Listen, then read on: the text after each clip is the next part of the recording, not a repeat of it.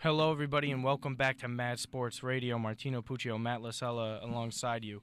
First comparison on this channel for NBA prospects: Josh Jackson, Jayson Tatum, two of the top small forward prospects coming out in this class for sure.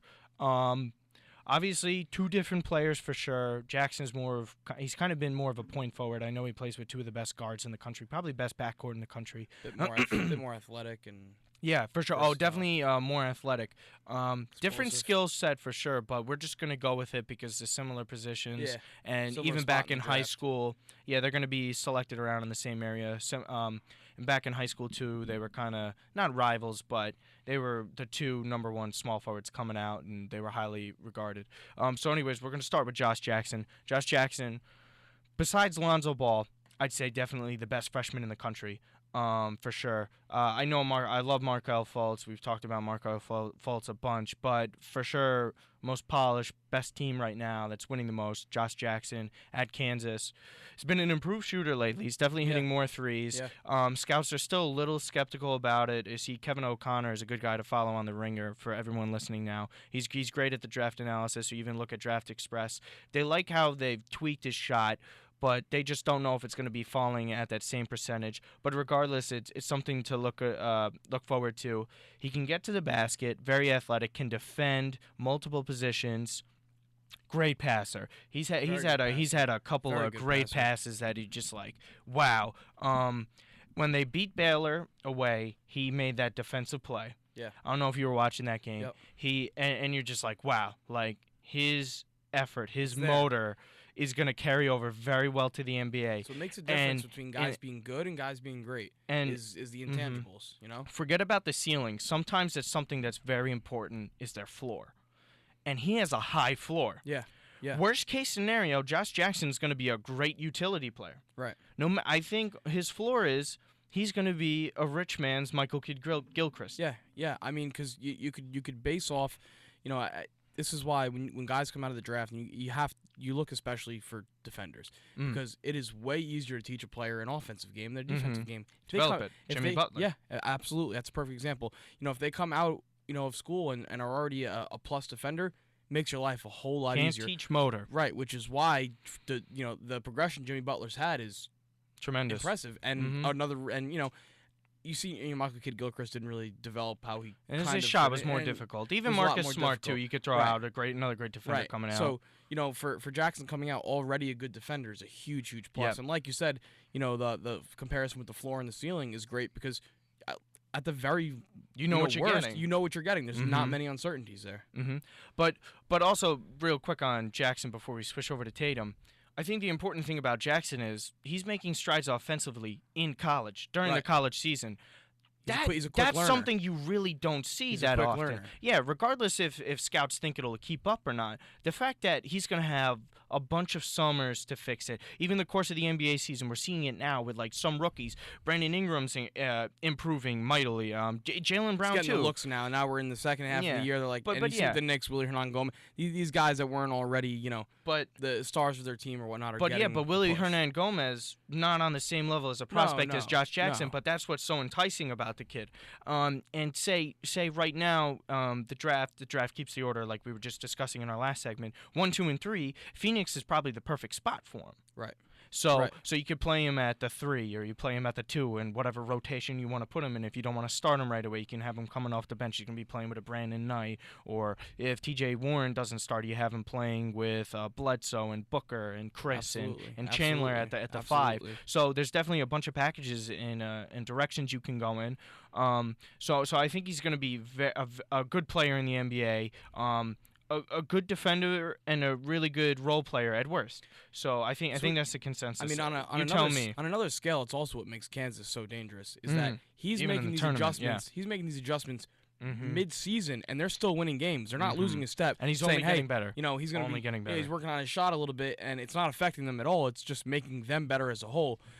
I definitely a lot of A lot to be excited a about. lot to be excited about coming out, and like we said, being a defender coming out is definitely definitely a huge something. plus. Yep. Huge plus. Okay. Yep. Okay. So moving on to Tatum. Tatum obviously had the foot injury early in the year. Didn't get a chance to play against Josh Jackson in Kansas. Right. Even though Duke only lost by 2 in that game at Madison Square Garden. Okay. So Tatum, not that great defensively. He's been playing more of the 4 for Duke this year. Right. Kind of reminds you of when Jabari was there at Duke. He's more of a 3, but he could definitely play multiple positions. One thing I've been extremely impressed about, because we know of his offensive package, he's the best ISO player in the draft. I think that's almost been a given at this point. He's just got he reminds you shades of Melo for sure. Definitely not as good as Melo was as a freshman. Not as athletic. Not as athletic, no, as a young Melo. Right. But that's okay. He's still a good enough athlete that he could get up there and definitely dunk the ball and score in transition for sure. The rebounding's been impressive. And the assist too. And the assist. Because he had a great Syracuse. It doesn't. I don't care. I know we talk about these one and dones and how good they are and how expectations are rising for freshmen.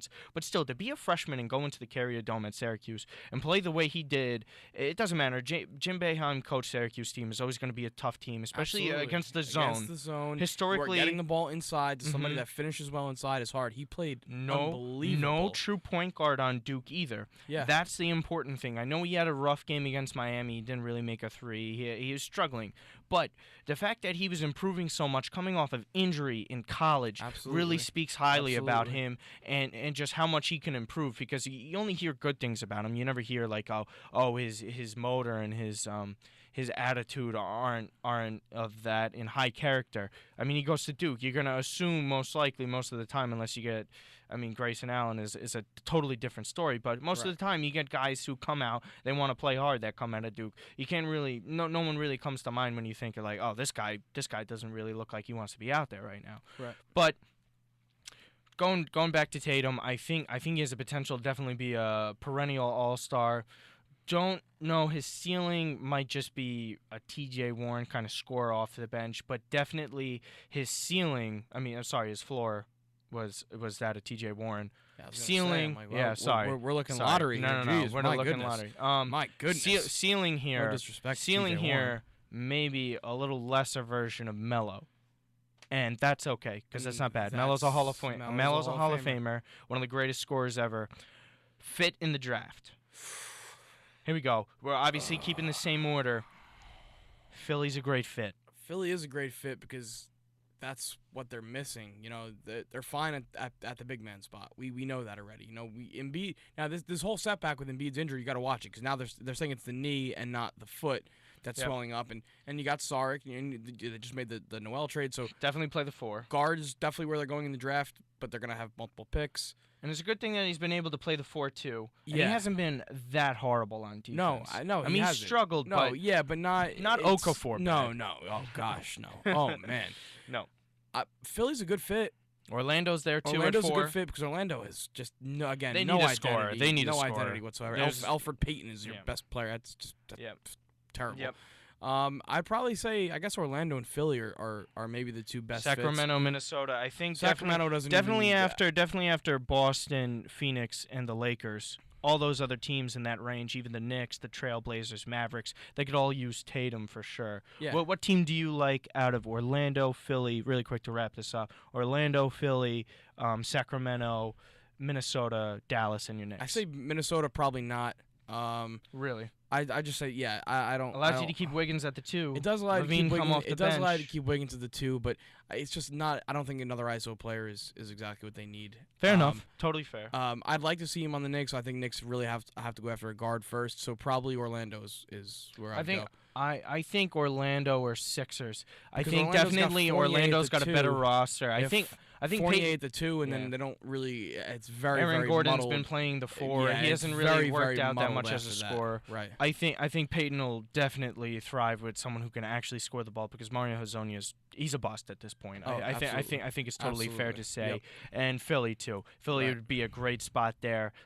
They have the potential to get 2 guard and a small forward definitely. I think they're a playoff team within possibly even next if year. healthy, it Maybe depends. even It next depends. year. They it just sneak depends. into the 8. It depends. Possibly. Well, If not next year, the year after. Yeah, But we'll see what happens for sure. But Right. we both like Josh Jackson moving forward because of his floor is a much higher floor than Tatum's will be. But don't be surprised if one day maybe Tatum might end up being the better player, but the safer pick at this point is definitely Josh Jackson. He will be going higher than Jayson Tatum in the draft. Please like, subscribe, comment, tell us who you think is the better prospect. Tell us who you think will be the better player in the future. Mad Sports Radio. See you next time.